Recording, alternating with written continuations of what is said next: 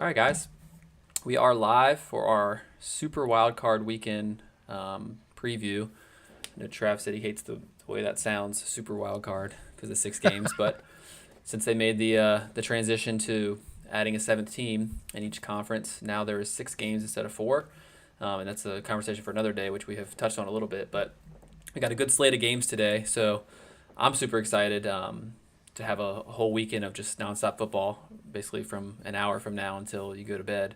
Um, but yeah, let's just jump right into it. So, from the game of the slate of 6 games, the first one that leads us off is the Colts Bills, as you see it popping up on the graphic right now. Um, and this is a kind of an interesting one. I feel like the Bills are coming into the playoffs looking really good, and the Colts, they had some good football as well, and they got a strong defense. But let's start off with what our thoughts are on this game. Yeah, I think this is probably like the game of the week or the game today that I'm looking forward to the most out of all of them. I'm surprised it's a 1 o'clock game, but let's start off the playoffs with a bang. I think it's two quality teams that are going to be going at it against one another. I think that at the end of the day, Buffalo's coming in pretty hot with a quarterback that's been playing really well. And the difference in the game will be, which quarterback doesn't turn the ball over.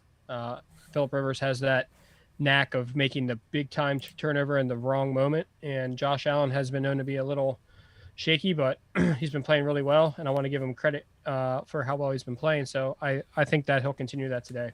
Yeah, this game is really interesting to me. It's like wild card weekend. You got a 13-win team versus an 11-win team. That's not really, that's not always like a wild card record there. That's like divisional round, AFC Championship round type stuff. So, like you said, two really quality teams. I don't think that people out there give the Colts enough credit for as good a team as they are.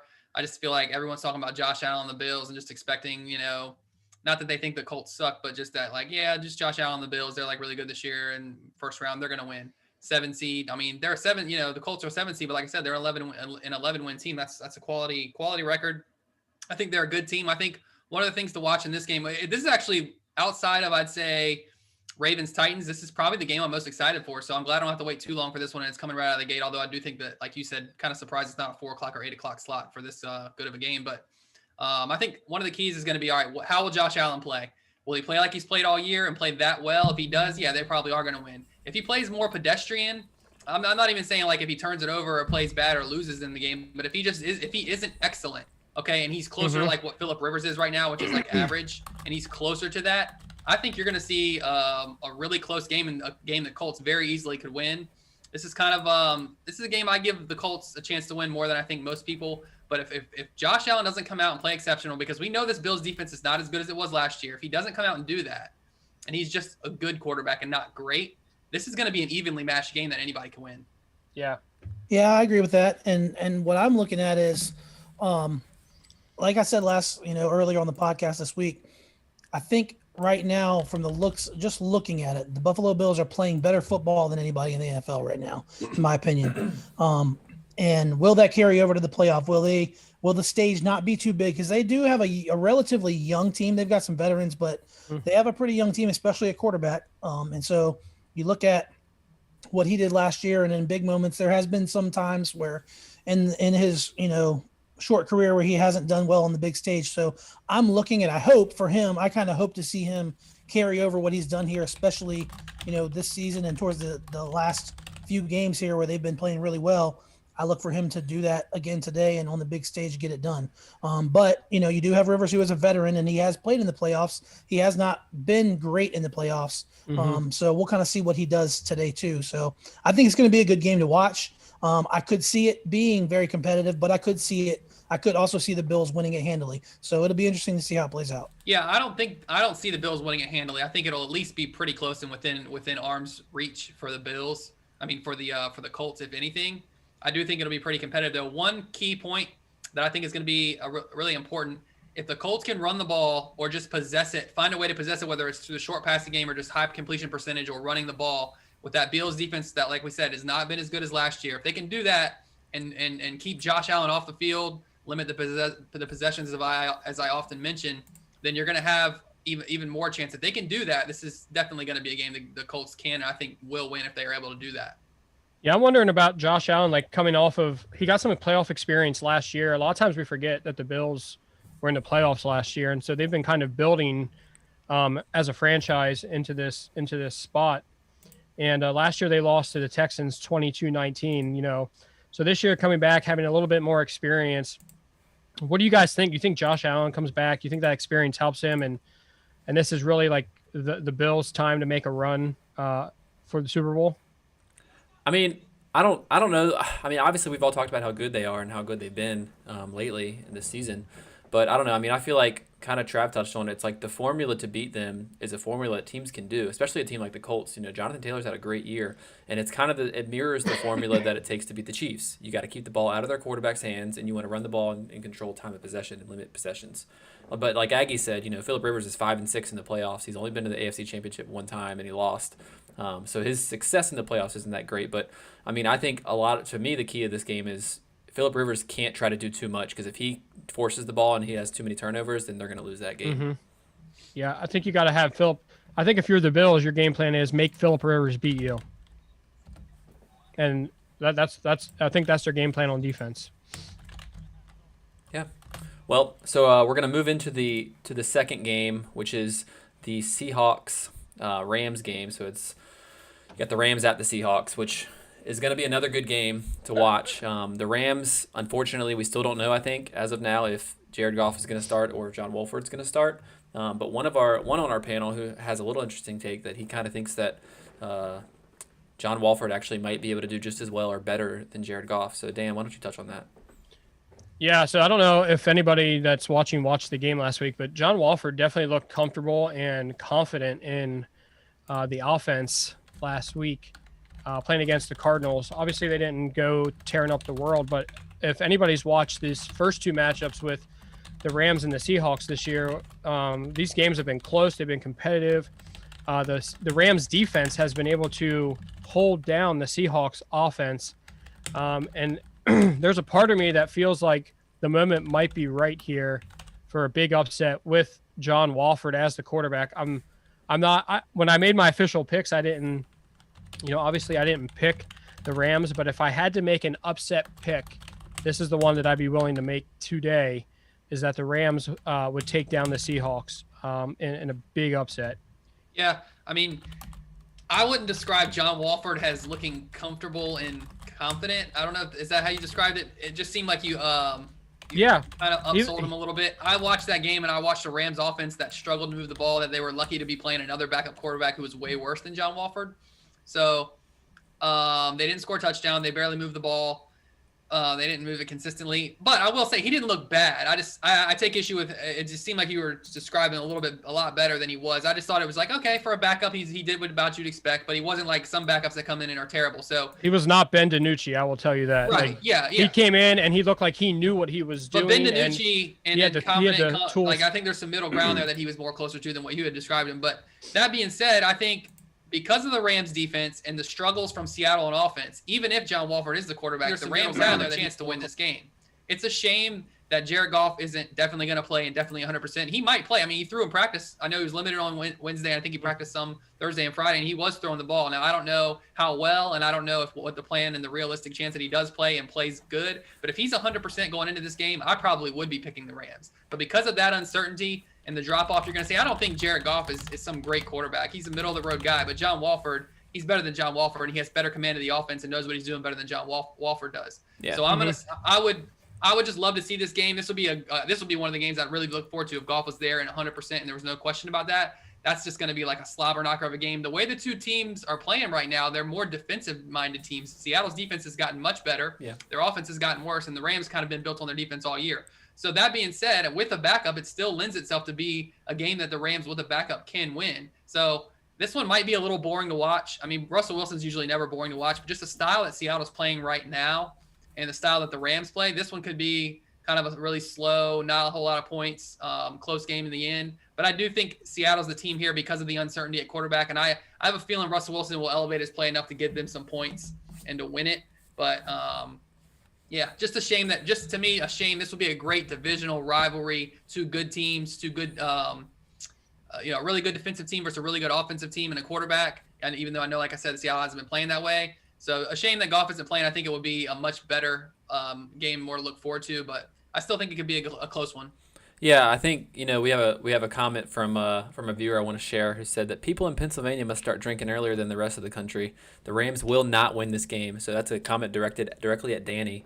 Looks like he's just got some water, but yeah, I mean, I kind of agree with Trav. Like, it's not out of the realm of possibilities for the Rams to win, but at least it's not as bad as we all remember the year that the Cardinals were looking pretty good, and then they lost their quarterbacks right as they went into the playoffs and kind of backed in and had John Skelter, whatever his name was, as their quarterback. I just want to defend my point that, one, I picked the Seahawks to win, but if there was going to be an upset that I had to pick, and which we'll talk a little bit for that. Yeah, we'll talk a little bit more about that later, about the upset picks, but we'll see the graphic too, because we have all of our game picks that we will share with you guys at the end of the show. I also want to say that this might be the moment where we figure out if Jared Goff is really that good of a quarterback, or if you can plug anybody into the Sean McVay system. I know a lot of people have talked about that, and I think that this might be one of those moments where we see, like, Trav's not. I get you not giving a lot of credit to Wofford and his first start ever in NFL, but I thought he looked very comfortable in that offense. I could see him definitely growing into this game. I'm not going to say that they're definitely going to do it, but I think there's a chance that there could be an upset there. Yep. So we're gonna move into the primetime game of Saturday night. That is kind of a little bit of a head scratcher for some of the panel here, but nonetheless, the Washington football team did end up winning the NFC East, given some suspect circumstances against Philly, but they will play the Bucs. So we're gonna talk about that game. So that's the Saturday night game. I don't know. I mean, my general consensus is that the Buccaneers should be able to handle it pretty easily, but there's a little bit of talk about Washington's defense stepping up, and Chase Young obviously made the comments earlier in the week about "I want Tom." So one of the interesting things that I saw is one of the betting lines is, will Chase Young get a sack? His sack line for betting was at 0.5. So that's a bet I saw on Twitter. People were wondering if they wanted to make. But what do you guys think about that game coming up? Are you excited or a little bit bored by it? Yeah, at first I was kind of looking at it and saying, yeah, I am a little bit bored. But my quick take on this, because I don't think it deserves too much time with the 7-9 team being in the mix here, is that look for Washington to keep it closer, potentially keep it closer than people think. I would never pick them. I know the spread's 8.5. I don't think it's crazy to take Washington because their defensive line and the protection issues for the Bucs does lend itself to the Bucs potentially struggling offense. This could be a game that's, late in the fourth quarter, like 13-6. Look out for my guy Taylor Heineke, the ODU alum, if he does play. If Alex Smith was playing, I'll give maybe the Skins a little bit more of a chance. But I could see it being a close game, but at the same time, there's too much of a risk that the Bucs could just blow it open. So I would pick the Bucs handily. Yeah, I think it's going to be interesting to see, and we don't know for certain if Alex Smith will play at all, but we do know that if he does, he's not 100%. Yeah. So odds of him, even if he plays, making it the whole game, not good. So if he was a healthy 100%, I would give them a fighter's chance here. I do think, like you said, because of their defense, they're capable of getting pressure, and we know what Brady does under pressure. If you can really get to him, hit him, get pressure on him consistently, he can play bad. So given that, but yeah, because of their offense, because of the uncertainty with the quarterback position, I don't think they're going to be able to keep up with points. So it's going to be a tough one for them to win. Yeah, for my main man Puddin out there, I definitely would bet you're under 44, but I would not bet the spread. I think that the Bucs win this by too much with Tyler Heineke probably playing quarterback. Yeah. Turnovers. Yeah, turnovers are going to be turnovers are probably going to occur, and the Bucs are probably going to win this by at least 2 touchdowns. I also want to read this tweet because I think it's exactly what I was hoping I would see from the Bucs coming into the playoffs, making a playoff run. From James Palmer, he said, "I'm told the Bucs have tried to be perfect in practice this week as they prep for the playoffs. A wide receiver doesn't read the safety correctly. They run it again. When Brady doesn't like something, he'll usually pull a player aside. This week, it's immediately addressed and they run it again. It's all business down in Tampa." And I think my Super Bowl pick. Let's all kiss Tom Brady's butt. Let's all tweet out things that are obvious things that every quarterback does in the postseason or any game. Just stop. You don't think every team is all business for a playoff game? Come on. Why is that even news? Why is it news that a quarterback would do that? Tom Brady, everybody's affinity and love for Tom Brady. We're not going to go that. If they win and he plays well, you beat Washington football team. Yeah. I will say this as we move on to the next game and then Sunday games. Wow. I will say that some people have some deep-rooted issues on this panel. That's all I have to say. We have way too much time spent on this. because we allotted 2 minutes to it for a reason. But I will say this before we close, that Dan and I, with the calf issue and Alex Smith, we both kind of talked a little bit about it earlier, about how we kind of feel like there might be an underlying issue that's more related to his actual leg issue instead of just the calf. Because at what point is your calf too sore to play in a playoff game? Like, I don't understand. Like, he played through the pain kind of thing. Right. But Puddin on YouTube actually said that this is what he believes to be the most probable upset possibility is the Washington football team. So we'll have to watch that. We will have to give him some major props if Washington does pull it out. Yeah, it's not the most probable. We'll see. Maybe if Alex Smith was 100%, maybe. It's still not the most probable. So moving into Sunday. Titans are an underdog. Yes, moving on into Sunday. The first game of the day is probably the best game of the weekend as far as like.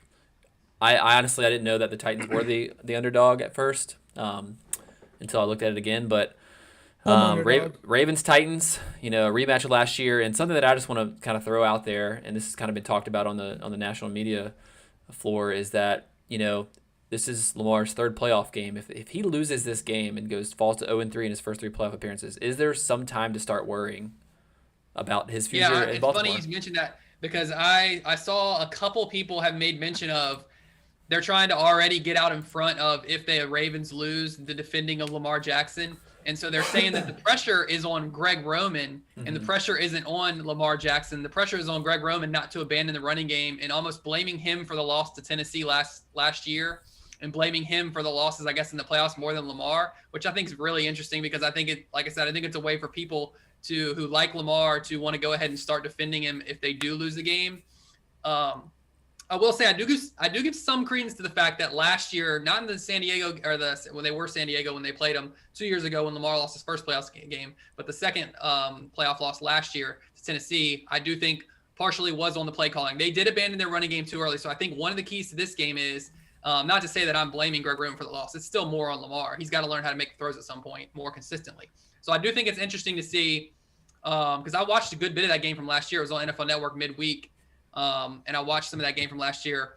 But I think one of the keys to the game this week for them is can they stick with the running game? Even if they're not up early, you don't have to. Their running game is explosive enough to be down 14 and still run the ball and score quickly enough to get back in the game, even if it's later in the game. So stick with your running game. I think that the Ravens will find a way to win in this game. I agree. This is the game of the weekend I'm looking forward to most.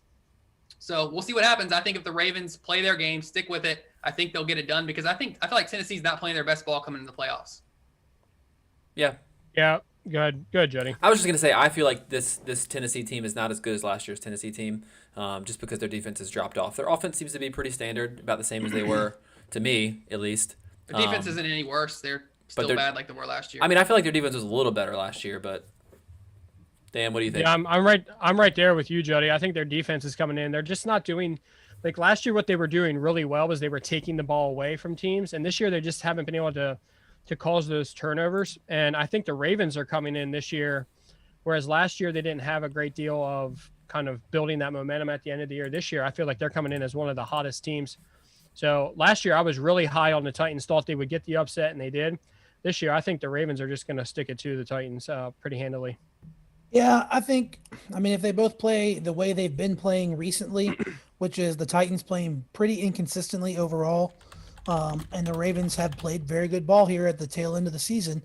Granted, I have said how they haven't really beat anybody lately, anybody good, but they still look better. They're playing better football than the Titans are right now. And I look for Lamar to kind of take a step forward here in his career and win a big game, potentially the first quote unquote big game he will have won, I guess you would say. But if the Titans are going to win, the way they're going to do that is by sustaining long drives, keeping Lamar Jackson off the field, and then finding a way for their defense to find a way to get some stops here and there in big situations. Maybe that means holding the field goal some, instead of allowing touchdowns. But if they can just keep it out of his hands, I think they have a good chance. If Derrick Henry can run the ball, they can sustain long drives and keep him on the sideline, then that's how you beat Baltimore too, I think. Yeah, key thing to remember is if you watch the game from earlier this year, not last year, but earlier this year, they contained Derrick Henry through about 3.5 quarters pretty well. I'm really interested to see how well Derrick Henry can run it because I don't think the Titans can win if he doesn't run it better than he did the last game through the 3.5 quarters. The Titans were very fortunate to come back and win that game last year. The Ravens outplayed them for most of that game, should have won that game, I think. And so if Henry can't run better early in the game, then I think the Ravens very well could win handily. And it wouldn't surprise me if they did just because of how good they're playing anyway. So I'm really going to watch early on how's Derrick Henry running. I think the Ravens will do enough to neutralize it, to not let the Titans get a lead and the Ravens to kind of play their game, stick with the running game, play from a lead like they like to do, and they'll get it done. But if Henry runs better, more like he did in last year's matchup, then maybe it could be a different story.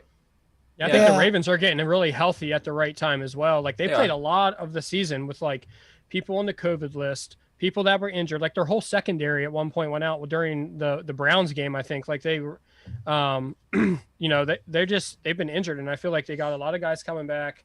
And during that, I think Lamar has played really well, high efficiency.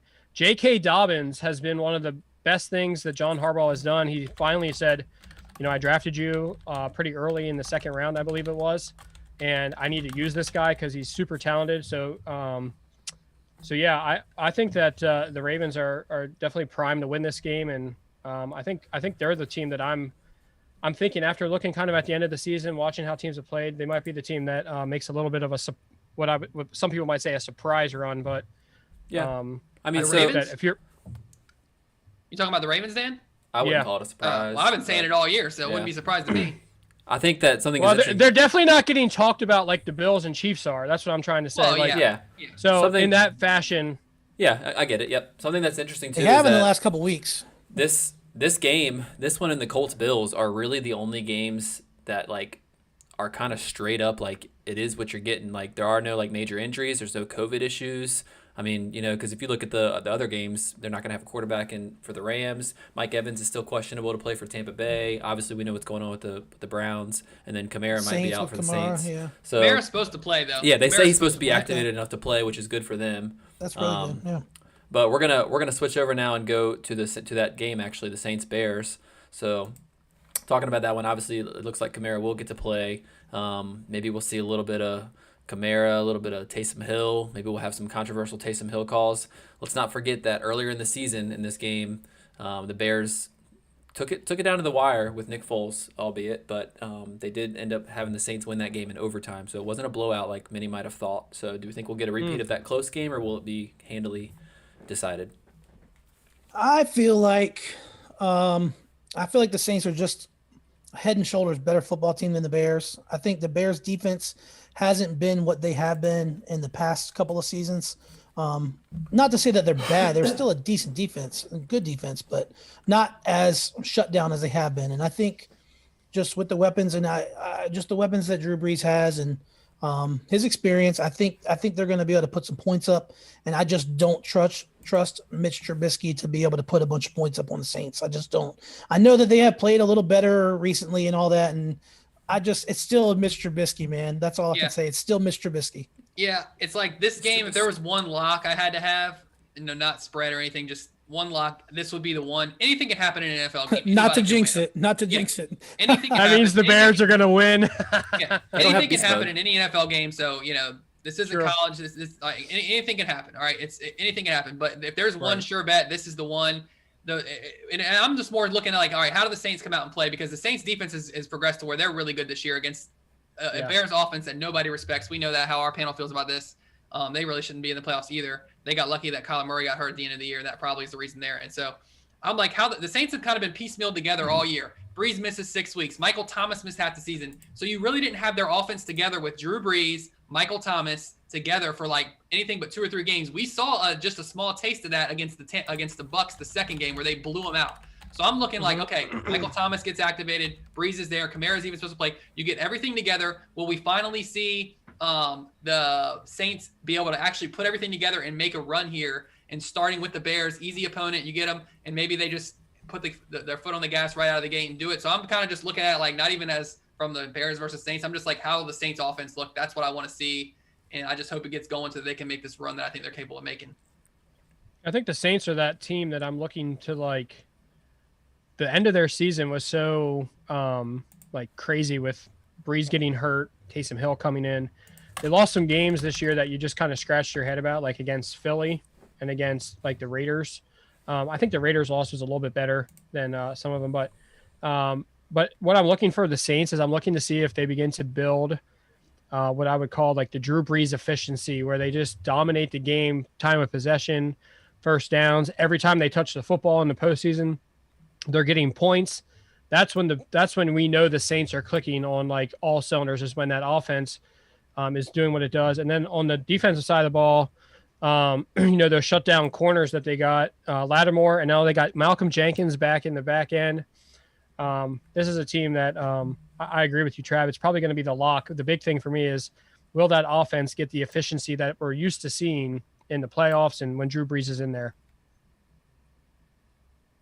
Yeah, I mean, Yeah, and I was talking to a coworker yesterday. Actually, it was our listener Puddin, and we said the old quote, the Bears are who we thought they were, and he commented just now with the show and said the Bears are going to be who we know they are. yeah. So I mean, it's Mr. Biscuit. At the end of the day, it's Mr. Biscuit. So, I mean, I can't trust Trubisky. I just can't. it'll be a wild weekend. I mean, and here's the thing: we talked about our picks, which we're going to get to after we talk about the Steelers Browns, and like all of our picks were unanimous across the board for the first time all season. But we all, I think, can agree that every year there are some games that shock everybody. There's always an upset. There's always at least one upset, usually on Wild Card Weekend. So it's just going to be interesting to see which one that is. But moving into the Steelers Browns, we have a special little treat here that I want to give to one of our listeners. So I'm gonna pull that up while we're showing the graphic, so you guys can kind of hear that. I don't know if you can hear that in the background. Got some classic music going here. So as we move into Steelers Browns. So this is going to be a good game for us Steelers fans. I had to do a little bit of homerism and get some Steelers Here We Go playing in the background for you guys. Black and the gold. Yep. So that one's a shout out for Greg Ferry there. He wanted a special hearing of that song. So thanks Roger Wood for putting that together for everybody this year for the new one. But so what do you guys think about this game? Obviously it's got its COVID asterisk next to it because there's a lot of issues that people are talking about. How do we think it's going to go? As a Steelers fan, I'm nervous, but that's just my stupid nerves. I think, if they had a full healthy squad, I think it would be a game worth talking about. And mainly because, not to say that, Pittsburgh's if you look at the rosters and everything like that, obviously it looks like Pittsburgh on paper has a better team. And just how they played this year, obviously they had that skid, which is very concerning. And the Browns have played good football most of the time. They've looked good, but now just the way they're decimated with COVID and not having the head coach and other coaches and players, it's sad to me that this game has to be the finale of Wild Card Weekend, to be honest. Yeah, first of all, it's hard to predict because you don't know what Steelers offense you're going to get. If you get the Steelers offense that played like it did for the better part of the last 6 weeks, you're going to get a good close game. But looking at the two teams on paper, I think the Steelers are a much better team. I've said it all year that I thought the Browns were a little bit overrated. They weren't as good. They were fortunate to make the playoffs. So I think the Steelers are a better team. The Steelers should win the game, especially when you look at the COVID stuff and some of the players they may miss, not having their head coach. You look at it and you say, this is a game that the pressure is squarely on the Steelers. The Browns can kind of come in with this mentality of, well, we got nothing to lose type of thing, because the Steelers should win this game, and that's what I still think. But if their offense plays the way it has for the last 6 weeks, it's going to be a close game. It's going to be 50-50, and maybe you would even say that you would favor the Browns. So I expect the Steelers offense to come out, play better, look more like it did in the second half against Indy, do those types of things, and win the game and show that they're the better team. And I do think they are the better team, but it's kind of unpredictable because you don't know what the Steelers offense is going to do.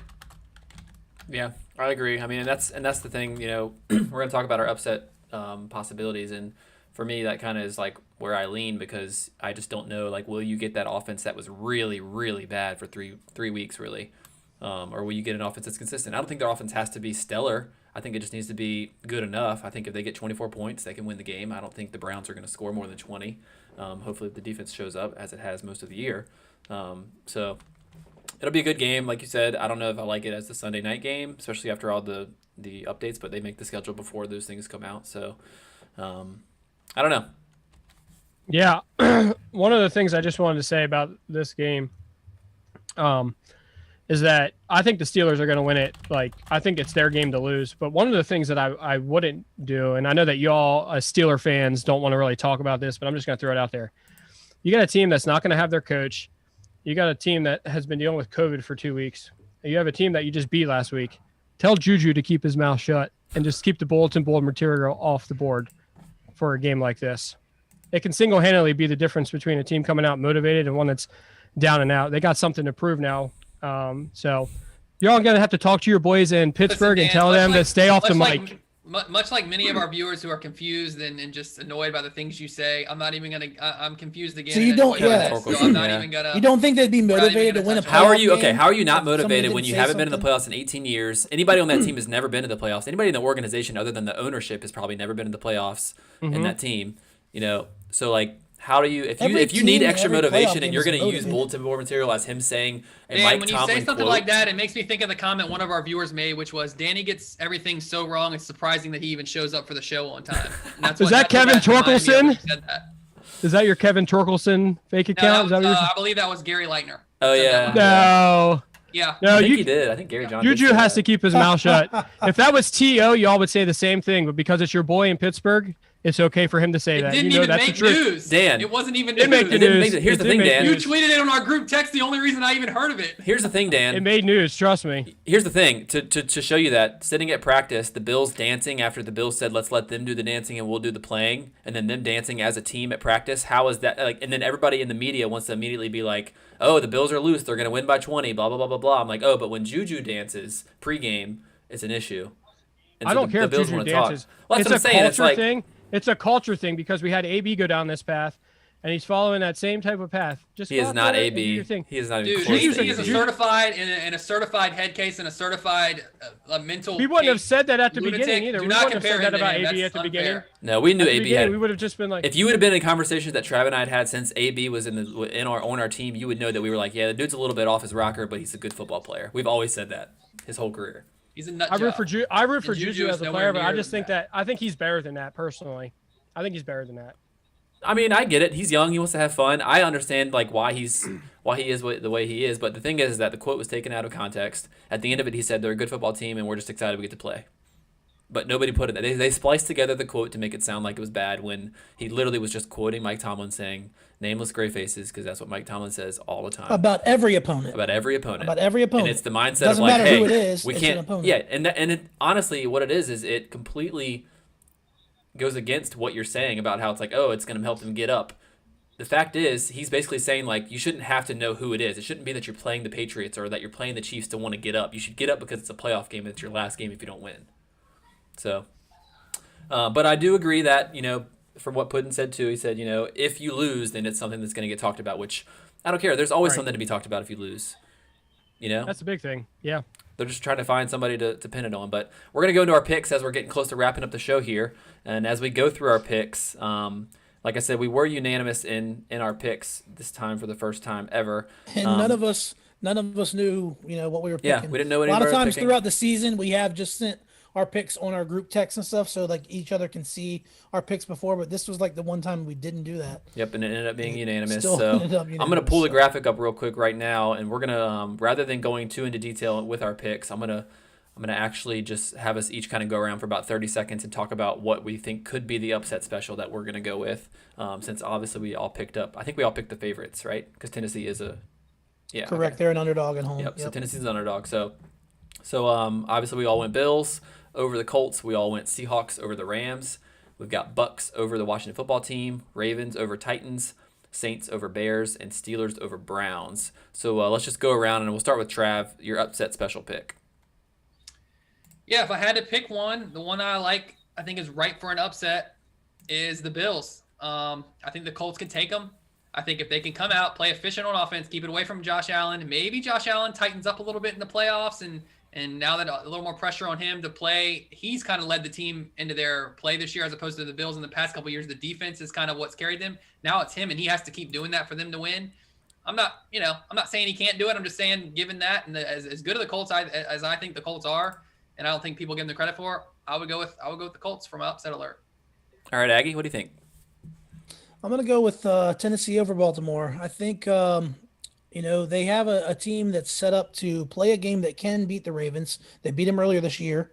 We talked about how the fact that the Ravens played better most of that game, but I do think that if they can get Derrick Henry going, And I mean, look, the guy ran for 2,000 yards this year. So if he runs well, if they sustain long drives, keep Lamar Jackson and the Ravens on the sidelines, and their defense finds a way to get some stops, I'm not going to be shocked to see Tennessee beat them.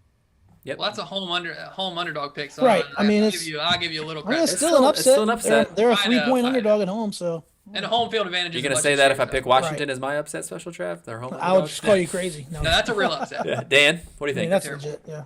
I just had my upset pick. We talked about it. Rams over Seahawks. I don't think that's. I don't think the competition is that far apart there, and Wofford could surprise us. Yeah, I mean, to go with you, Dan. Like, to me, I told Trav this earlier in the year that I think that the Seahawks, their high point for their team and their strength is their offense. It's not their defense. Even though their defense has gotten better, it's not the better of the two. So if the Rams, which their strength is their defense, can contain Russell Wilson, it could be a pretty close game. I'm actually going to go with the Browns, simply because I don't. There is always that possibility that the offense for the Steelers just doesn't show up.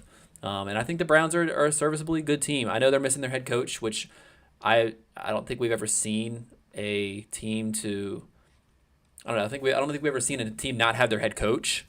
So I'm interested to see how that plays That's gonna out. be different. It's definitely going to have an impact, I think, but I just don't know how.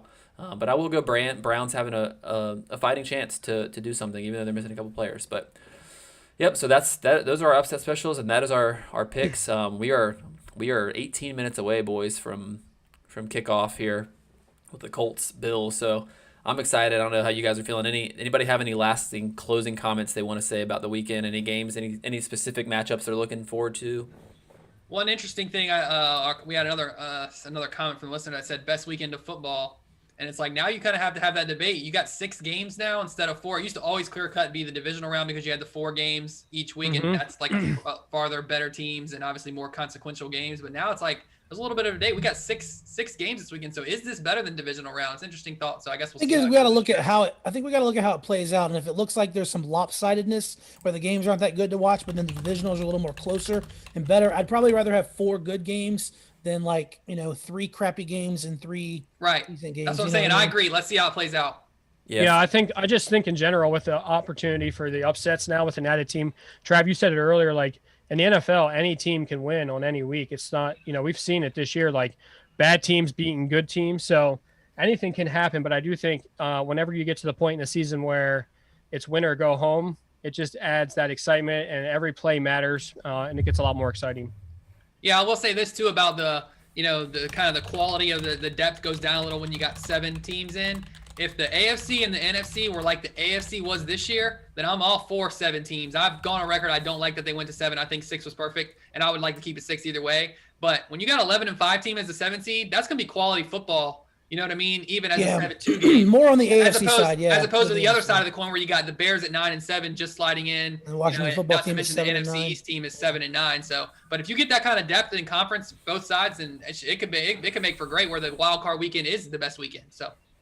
Yeah, they did say, I saw Field Yates talked about it. He's like, this is probably the best weekend in sports because you got back-to-back days of 3 games each, and then you got the national championship, which we didn't really talk about, but that is something to look for, and we'll talk about the fallout of that on Tuesday. Talk about that on Tuesday on our show. Yep, as well as other things that we'll wrap up from these games that happened.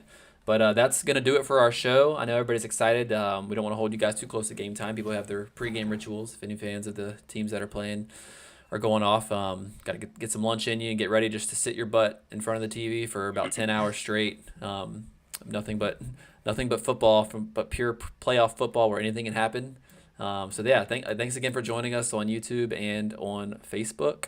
And we will be doing this again next weekend for divisional round. I don't know exactly what time. I'm assuming we'll probably do the same time because I'm not sure what time the first games start on Saturday next week. But yeah, we plan to do the pregame show again, and we will also have our regularly scheduled show on Tuesday, so look out for that as well. Thanks for joining us, guys, and we hope you guys enjoyed the stream.